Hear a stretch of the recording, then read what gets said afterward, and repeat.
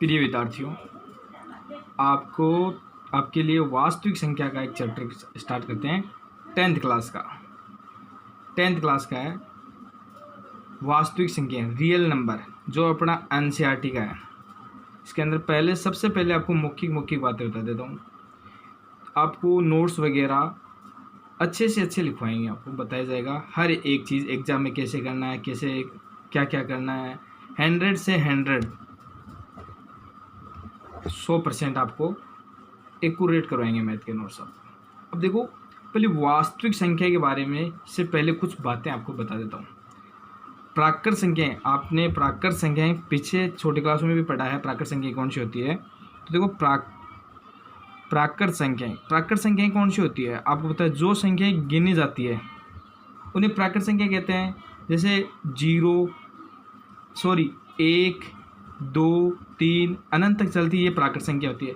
आपको इनको परिभाषाएं तरीके से लिखवा दूंगा, पहले समझा रहा हूँ आपको। प्राकृत संख्या के बाद में आती है पूर्ण संख्या।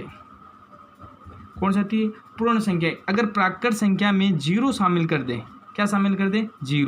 0 शामिल कर दे तो और अनंत तक चले तो ये सभी संख्या कौन सी होगी? पूर्ण संख्या होगी। पूर्ण संख्या के बाद में आती है पूर्णांक संख्याएं। पूर्णांक संख्याएं कौन सी होती है?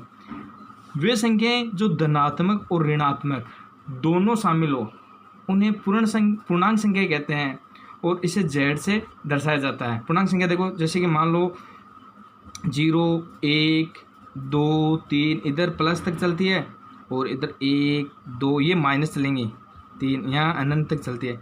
यानी कि ये तो हो गई ऋणात्मक संख्याएं। कौन सी हो गई? ऋणात्मक संख्याएं। और ये हो गई इधर धनात्मक संख्याएं। ये पूर्णांक संख्याएं होती है। कौन सी होती है? पूर्णांक संख्याएं होती है। पूर्णांक संख्या के बाद में आती है परिमेय संख्याएं। अब देखो, परिमेय संख्याएं वे संख्याएं, परिमेय संख्या कौन सी होती है? देख, इनकी परिभाषाएं आपको बता देता हूँ। परिमेय संख्याएं वे संख्याएं जिन्हें P/Q के रूप में लिखा जाए उन्हें परिमेय संख्या कहते हैं, जबकि Q बराबर क्या नहीं होना चाहिए? 0 नहीं होना चाहिए।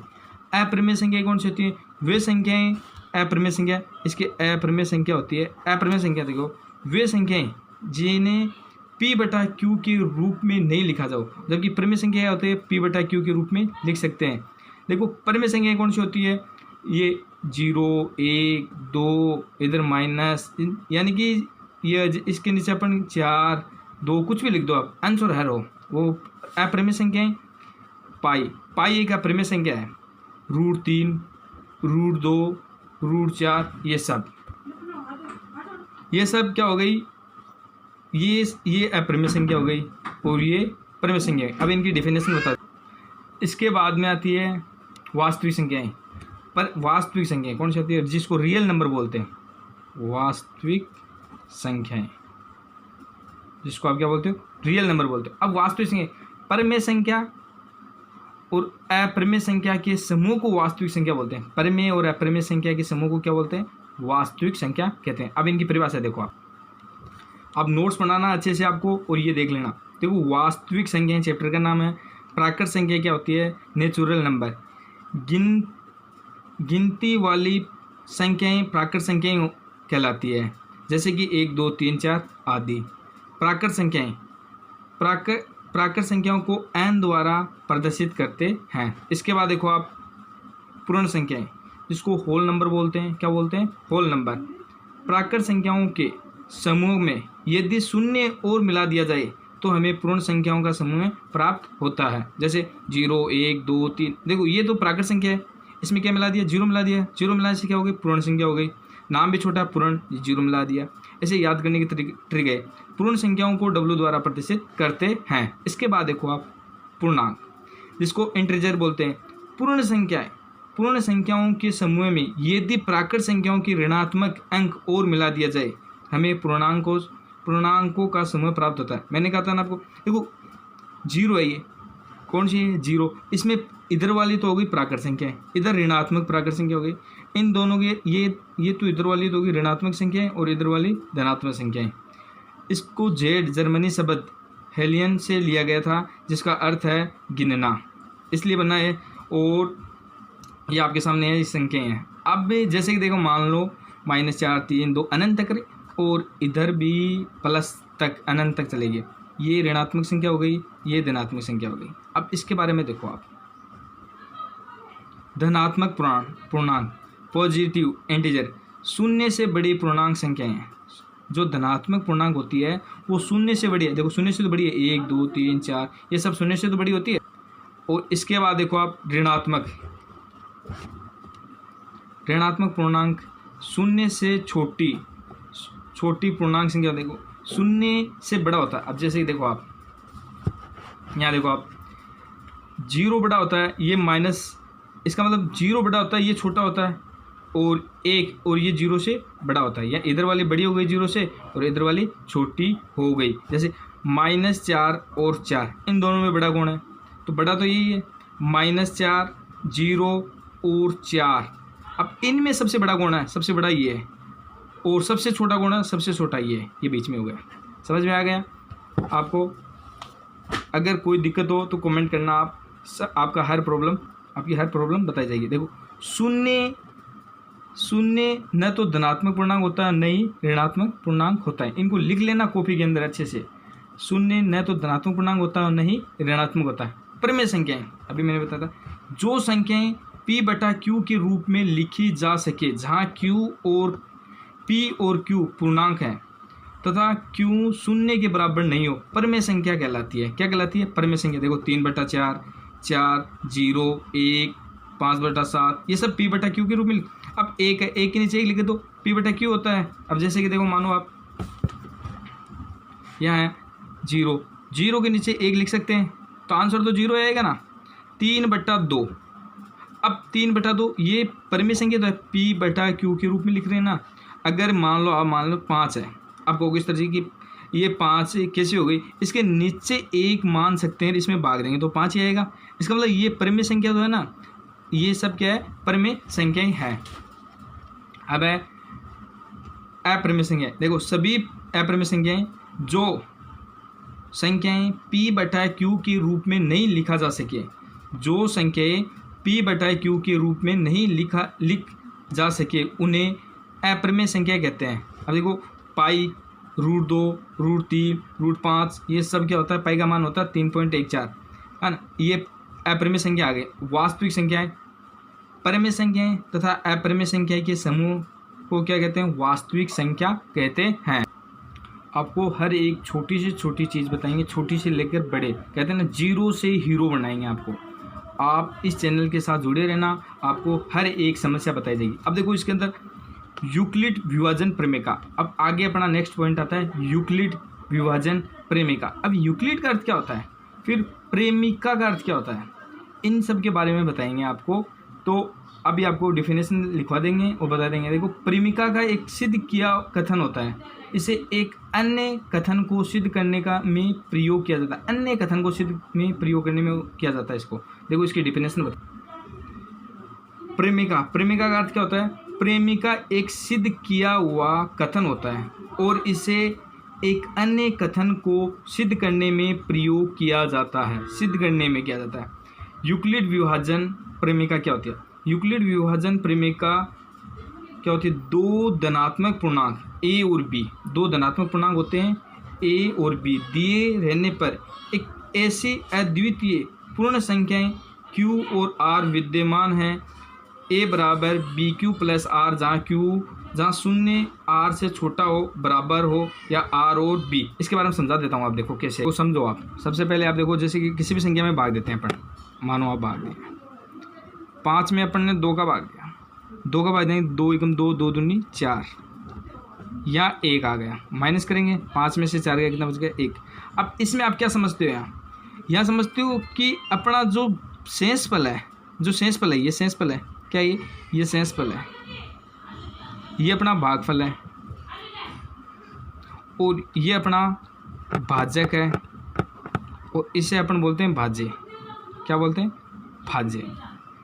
अब यहाँ पर समझो आप, शेषफल 0 हो सकता है, लेकिन इससे बड़ा नहीं हो सकता, इससे बड़ा नहीं हो सकता। शेषफल जो ये दे रखा है, इससे बड़ा नहीं हो सकता। इसको लिख सकते हैं 0 जो शेष पल जितने भी हो शून्य जो जीरो, इससे आर बी। अब देखो आर का अर्थ होता है शेष पल, बी का अर्थ होता है भाजक, और जीरो ये हो गया आपका। अब देखो यहाँ पर आपको बता देते हैं,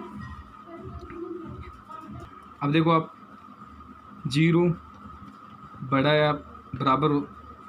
या बराबर शेष पल की हो सकता है, लेकिन जो शेष पल है वो इससे छोटा ही रहेगा। अब देखो इसका अर्थ ये हो गया, यहाँ 2 लिख देता हूँ, इसका अर्थ ये हो गया कि ये बड़ा है, ये छोटा नहीं हो सकता। और उदाहरण देखो आप, जैसे मान लो आप 21 में आप 5 का भाग दो, 5 चौक 20 होता है, यहाँ 0 हो गया, यहाँ 1। अब फिर भी शेष पल इससे ये तो बड़ा ही है ना। तो ये सब प्रक्रिया नहीं है, ये यूक्लिड विभाजन है। आपको बता दूंगा ये यूक्लिड विभाजन प्रमेय कैसी होती है। तो इसको लिख सकते हैं, अब जैसे इसको अपन ऐसे लिख सकते हैं, ए यहाँ पर लिखा जाएगा अपन, यहाँ बी लिख दो, यहाँ ए, और यहाँ क्यू, और यहाँ शेष पल आर। तो इसको लिख सकते हैं अपन ए बराबर बी क्यू प्लस आर, ए बराबर बी क्यू प्लस आर हो गया। और इस 0 बड़ा आर वी, ये इम्पोर्टेंट है, ये चीज़ इम्पोर्टेंट है। इसका अर्थ ये नियम हो गया। अगर अपन जब यूक्लिड विभाजन प्रमेय से सरल करेंगे तो आर बराबर जब 0 आ जाएगा तब अपने आंसर आएंगे, आपको बताएंगे यूक्लिड विभाजन।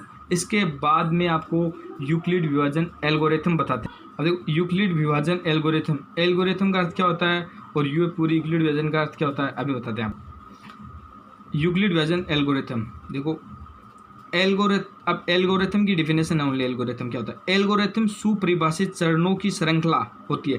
देखो जब एल्गोरिथम नाम आता है ना तब क्या होता है, श्रृंखला चलती है, बताएंगे आपको, श्रृंखला चलती है। और जब भी आपको ये आ जाए कि यूक्लिड विभाजन प्रेमिका आएगा ना तब दूसरा तरीका रहेगा। और जबकि एल्गोरिथम का जब नाम आएगा तब एक श्रृंखला चलेगी। आप थोड़ा आगे देख लेना, बताएंगे अभी कि एल्गोरिथम सुपरिभाषित चरणों की एक श्रृंखला होती है जो एक विशेष प्रकार की समसंख्या होती है। अब कुछ ये महत्वपूर्ण टॉपिक है। अगर ये जब तक ये नई चीज़ समझेंगे ना तब तक हमें ये प्रश्नावली समझ में नहीं आएगी। अगर ये चीज़ समझ गए तो आपको प्रश्नावली समझ में आ जाएगी। देखो यूक्लिड विभाजन एल्गोरिथम, 2 धनात्मक पूर्णांक का मान लीजिए, और 2 धनात्मक पूर्णांक का मान कोई भी ले लो, ए बी सी डी जो भी XYZ होता है ना वो का HCF ज्ञात करने के लिए देता है। ये जो विधि है ना यूक्लिड विभाजन एल्गोरिथम, ये HCF ज्ञात करने के लिए होता है। अब HCF कैसे ज्ञात करते हैं इस विधि से, कुछ एक उदाहरण लेकर देखते हो। देखो कैसे उदाहरण है, मान लो HCF ज्ञात करना है, सबसे पहले 20 और 18 ले लेते हैं। अब इसका HCF कैसे ज्ञात करेंगे हम, 20 और 18 का HCF सबसे पहले अपन क्या करते हैं, गुणनखंड विधि से करके देखते हैं। देखो कि गुणनखंड 20 में हम 2 का भाग देते हैं, 10 2 का भाग देते हैं, 5 5 का भाग देते हैं, 1 आ गया। अब अपन यहाँ पर 18 देखते हैं, 18 के अंदर 2 का भाग दिए 9, फिर 2 का जाएगा नहीं, 3 का जाएगा 3, फिर 3 का जाएगा 1। अब 20 के गुणनखंड लिख लेते हैं यहाँ, 2 गुणा 2 गुणा 5। अब 18 के लिख लेते हैं यहाँ, तो 2 गुणा 3 गुणा 3। अपन ने पढ़ा था गुणनखंड विधि से कैसे करते हैं, ये जोड़ा हो गया। अब ये 20 और 18 का HCF कितना हो गया, 2 हो गया। अब यूक्लिड विभाजन एल्गोरिथम से कैसे निकालते हैं वो देखो आप। सबसे पहले क्या करेंगे, बड़ी संख्या देखनी है इन दोनों में, सबसे बड़े कौन है इन दोनों में, 20, तो यहाँ रखेंगे 20 के बाद में क्या करेंगे हम, 18 का इसमें भाग देंगे। अब भाग दो, 18 एक कम 18, कितने बच गए, माइनस करेंगे 2 बच गए। अब इसमें भाग देंगे हम, अब ये संख्या यहाँ रख देंगे 18।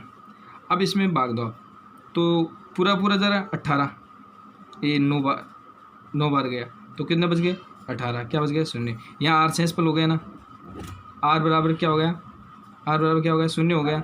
इसका मतलब ये जो मान आया है ये क्या है, HCF है। और इसको तरीके से लिखेंगे, श्रृंखला एल्गोरिथम में बताया ना, श्रृंखला हो गई ना ये, और ये जो मान आएगा वो HCF आया है, ये 2 HCF आ गया। इस तरह से अपन बड़े क्वेश्चन करेंगे।